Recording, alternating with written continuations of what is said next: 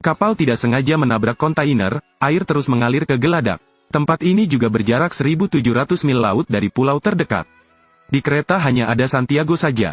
Dia mengeluarkan sebatang besi dan menjejalkannya di antara sisi kapal dan wadah. Tujuannya adalah untuk mendorong wadah tersebut menjauh. Tidak bekerja, air laut masih mengalir ke kapal. Santiago mengeluarkan jangkar dan melompat dari papan. Ia menggunakan tali untuk mengencangkan jangkar dan wadah untuk memperbaiki salah satu sudutnya. Terakhir, lempar talinya ke laut. Jangkar menarik talinya dan tenggelam ke dasar laut. Pada saat yang sama, ia juga menarik pusat gravitasi kotak ke tempat lain. Santiago mengarahkan kapal ke arah yang berlawanan. Terakhir, kapal dan kontainer dipisahkan. Namun Santiago belum berniat langsung berlayar karena kasihan dengan jangkarnya. Maka dia mengarahkan kapal ke arah berlawanan agar mendekati peti kemas untuk mengambil jangkar. Sekarang air di kompartemen sudah setinggi paha saya. Santiago membawa kotak peralatan itu tinggi-tinggi. Mulai menggunakan sapu, lem, kayu dan kaca untuk menambal lubang pada lambung kapal. Pada malam hari dia tidur di tempat tidur gantung. Sistem drainase kapal sudah lama tidak digunakan. Santiago mengasah batang kayu untuk dijadikan pegangan, dan air akhirnya mengalir keluar dari geladak. Tiba-tiba ia menemukan peralatan komunikasinya juga rusak. Santiago membongkar mesin tersebut dan menggunakan air bersih untuk membersihkan kabel listrik yang akan terkorosi oleh air laut. Kemudian jemur perangkat di bawah sinar matahari. Keesokan harinya Santiago mengeluarkan baterainya, berharap baterainya bisa berfungsi dengan baik. Namun perangkat komunikasi hanya mengeluarkan sedikit suara dan kemudian kehilangan sinyal. Santiago benar-benar kehilangan kontak dengan dunia luar dan tidak bisa meminta bantuan dari siapapun. Dia berbaring di geladak dalam keadaan lelah dan kecewa. Dia mengangkat kepalanya dan melihat ke atas untuk melihat langit berwarna abu-abu. Sepertinya badai akan datang. Setelah malam badai, Santiago memanjat tiang kapal dan melepas layarnya. Ia harus memanfaatkan badai tersebut untuk menutupi kapal dengan layar kanvas. Santiago menghindari satu malam lagi, dia mengisi botol itu dengan air bersih. Kemudian ganti dengan pakaian apung Anda, lalu gunakan kail dan tali pancing untuk memasang diri Anda dan layar kanvas di satu tempat. Santiago naik ke geladak. Di luar sedang hujan dan berangin. Bahkan sebelum dia sempat membuka layar yang menutupi geladak, gelombang besar menghempaskan lelaki tua itu ke laut. Santiago yang berusia 83 tahun jatuh ke laut. Ia meronta terus-menerus, namun untungnya ada tali yang diikatkan di badannya agar tidak tersapu ombak laut. Santiago berpegangan pada tali itu dengan sekuat tenaga dan naik ke kereta untuk melarikan diri seumur hidup. Seluruh lambung kapal mulai bergetar hebat. Orang tua itu melihat melalui jendela samping kapal dan menemukan bahwa kapalnya telah terbalik. Jadi dia menyelam kembali ke laut dan menggunakan tali untuk memperbaiki layar yang baru saja hancur karena badai. Pegang erat salah satu sisi pagar dengan kedua tangan agar kapal dapat berdiri tegak. Setelah serangkaian operasi, Santiago kembali ke kapal tetapi kakinya tidak stabil. Akibatnya, ia tidak sengaja menabrak tiang kapal dan terjatuh ke atas sofa, tak sadarkan diri. Saat dia bangun, air laut sudah mencapai sofa. Sesaat kemudian, sampai ke dada Santiago. Santiago memutuskan untuk meninggalkan kapal dan mengeluarkan perahu pontonnya.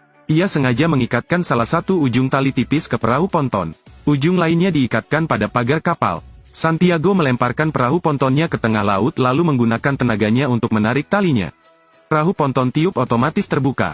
Santiago berhasil menarik pontonnya sedikit lebih dekat ke kapal lalu melompat turun. Terakhir, kencangkan tali pengikat kantong tidur. Untungnya, di tengah hujan badai yang deras, Santiago menemukan tempat untuk menginap. Setelah malam yang berat, keesokan harinya Santiago membuka kanvas untuk melihat keluar. Untungnya kapal tersebut belum tenggelam seluruhnya. Dia menyelam ke dalam kompartemen kapal yang banjir untuk mencari beberapa perbekalan. Beruntung menemukan tinktur dan perban beriodium. Santiago hanya membalut luka di keningnya dan kembali ke Sekoci. Dia duduk tidak jauh dari situ, menyaksikan kapalnya perlahan tenggelam. Di tengah laut, hanya tersisa perahu ponton kecil yang membawa segala harapan Santiago. Orang tua itu mulai menghitung barang-barangnya. Setelah koper terakhir dibuka, terdapat alat kecil yang digunakan untuk mengamati astronomi dan kapal di dalamnya. Santiago terus-menerus menandakan lokasi dan arahnya. Sore harinya, sebelum lelaki tua itu sempat menutup resleting kanvasnya, tiba-tiba badai datang.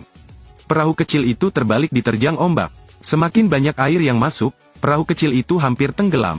Santiago menarik napas dalam-dalam dan menyelam ke dalam air. Orang tua itu menarik tali cek dan berenang keluar, lalu mengertakkan gigi dan menarik talinya. Beruntung perahu ponton yang hendak tenggelam akhirnya bisa berdiri tegak. Santiago naik ke Sekoci, memeluk kepalanya dengan kedua tangan, dan meringkuk. Orang tua itu berhasil melewati malam yang panjang. Keesokan harinya, Santiago menemukan makanan tersebut telah tersapu ombak, hanya menyisakan beberapa kantong plastik saja. Dia membuka tutup ember untuk menuangkan secangkir air, tapi sebelum dia bisa menelannya, dia harus memuntahkannya. Ternyata karena saya tidak mengencangkan tutupnya dengan hati-hati, air di dalam tangki kini hanya air laut. Di saat putus asa, lelaki tua itu menemukan masih ada sedikit air laut di dalam kantong plastik. Air laut diuapkan oleh sinar matahari menjadi butiran-butiran embun kecil. Santiago telah terapung di laut selama 5 hari, tanpa air, akankah dia bertahan? Santiago menggunakan pisau untuk mengukir bagian atas tong air, mengubahnya menjadi wadah. Tuangkan air laut, lalu oleskan selapis plastik pada permukaan tong yang baru saja dipotong. Tempatkan beban di tengah agar nilon dapat meregang. Air laut menguap menjadi embun yang akan menempel pada permukaan plastik. Santiago mengambil segelas air untuk menampung setiap tetes embun yang berharga. Meski tidak banyak, untuk sementara waktu bisa membantu lelaki tua itu bertahan beberapa kali lagi. Setelah mengatasi masalah air, Santiago bersiap pergi memancing untuk mengatasi masalah makanan. Jatuhkan tali pancing lalu gunakan alat observasi untuk menentukan posisi Anda. Setelah menandatangani dengan cermat, lelaki tua itu memutuskan untuk beristirahat sejenak. Tiba-tiba dia menemukan di kejauhan ada sebuah kapal berisi kontainer. Saking bersemangatnya, Santiago segera memberi isyarat pada pelatuknya dan melambaikan tangannya dengan antusias. Tapi sekarang sudah siang hari, dan kapal kargo tidak dapat melihat perahu ponton kecil itu. Santiago hanya bisa menyaksikan tanpa daya ketika kapal itu menghilang. Pancingnya tiba-tiba bergetar, lelaki tua itu mengira dia telah menangkap ikan. Saat bersiap mengeluarkan ikan, seekor hiu melompat dan mengambilnya. Sekelompok hiu berenang di sekitar perahu. Sore harinya, Santiago dibangunkan oleh lampu listrik yang terang benderang. Kereta lain lewat. Kali ini, Santiago sekali lagi menembakkan senjata isyarat. Sayangnya, belum ada yang menemukannya. Santiago putus asa. Keesokan harinya dia mulai menulis surat wasiatnya di rintisan buku hariannya. Konten di dalamnya adalah pembuka film. Yaitu, saya telah menghabiskan seluruh hidup saya untuk menjadikan diri saya lebih kuat dan lebih jujur. Saya belajar bagaimana mencintai, saya belajar bagaimana melakukan hal yang benar. Semua orang juga ingat untuk lebih sering mengklik dan mengikuti halaman tersebut. Anda yang sudah menonton film ini bisa menilai isi surat wasiatnya. Usai menulis, Santiago memasukkan kertas tersebut ke dalam toples kaca dan melemparkannya ke laut. Malam tadi, Santiago melihat setitik cahaya di kejauhan. Orang tua itu sekali lagi melihat harapan. Tapi sekarang sudah tidak ada lagi senjata sinyal. Santiago merobek setiap lembar kertas dari buku hariannya dan meremasnya menjadi bola-bola dan melemparkannya ke wastafel. Langkah selanjutnya adalah menyalakan korek api dan menyalakan api. Membakar seluruh api juga mulai membakar lebih kuat. Santiago melambaikan tangannya kuat-kuat, berharap kapal di kejauhan bisa melihat api yang menyala-nyala. Tiba-tiba api tak terkendali, membakar kantong plastik tersebut dan mulai menjalar hingga ke ponton perahu. Santiago jatuh ke laut karena putus asa. Tapi saat dia menyerah pada nasibnya, cahaya datang. Kapal kecil itu perlahan bergerak menuju perahu ponton yang terbakar. Sebuah tangan kekar meraih lengan Santiago.